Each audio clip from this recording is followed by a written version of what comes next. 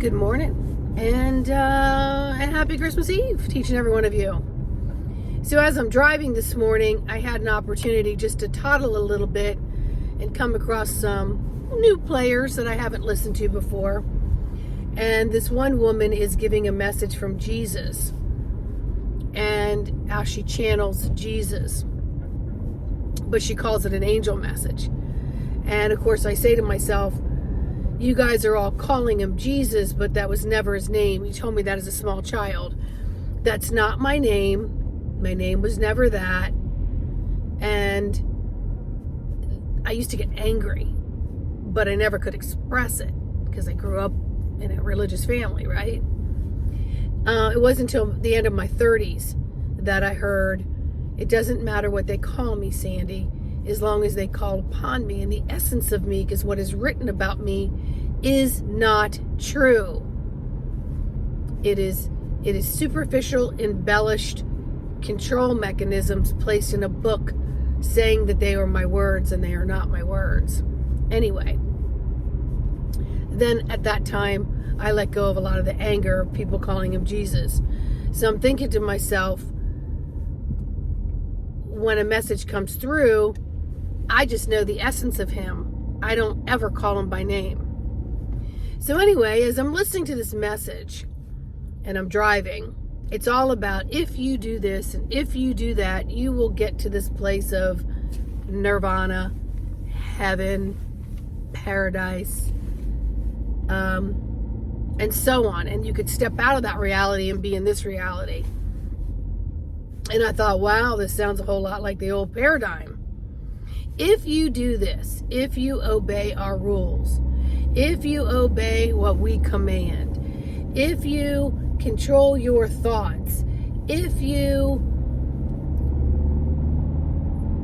listen, if you live a good life, you will then be able to step into the kingdom of heaven, and only then. And then we're taught we sin all the time by a negative thought or a negative comment or a feeling or being depressed or whatever it may be. We're taught we're never good enough. We just hope that we can.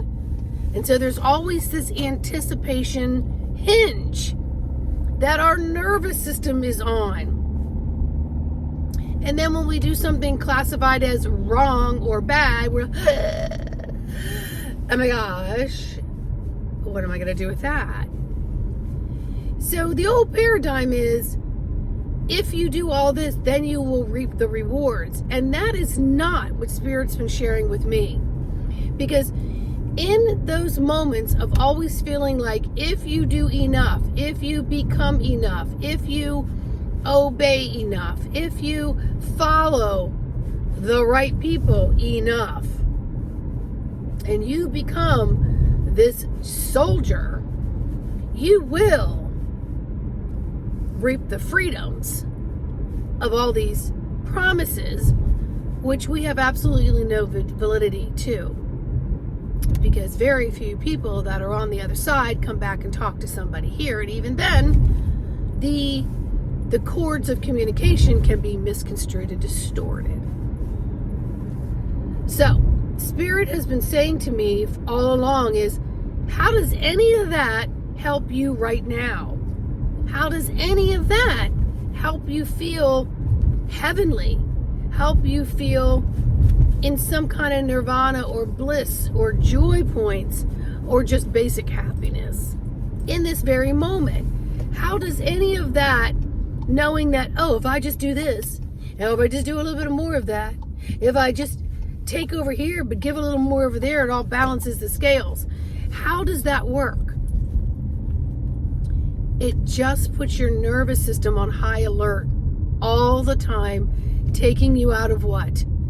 Present moment, present moment, present moment of thoroughly being in your body, feeling the meat, the bones, the blood flow, and working with the software system that is innate inside of you.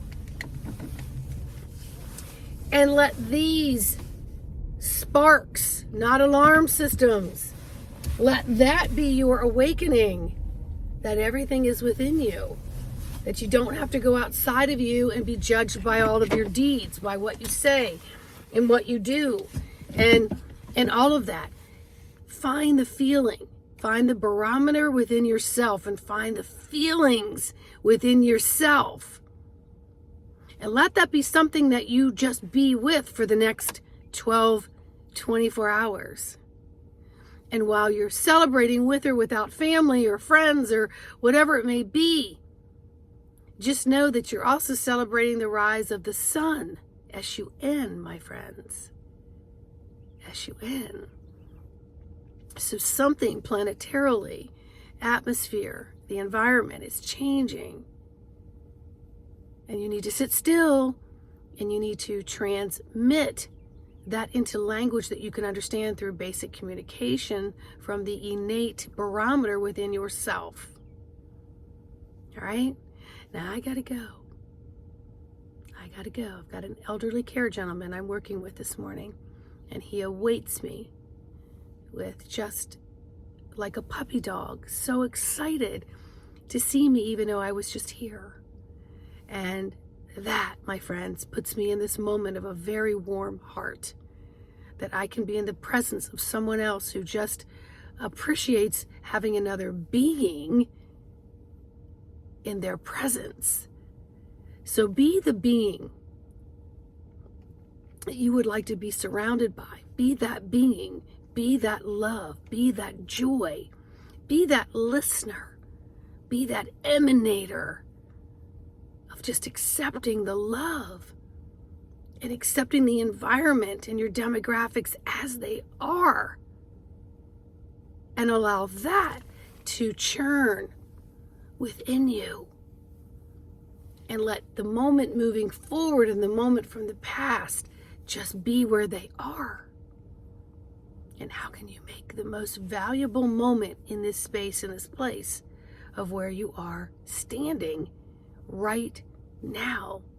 So stop, drop, sit, connect with that breath.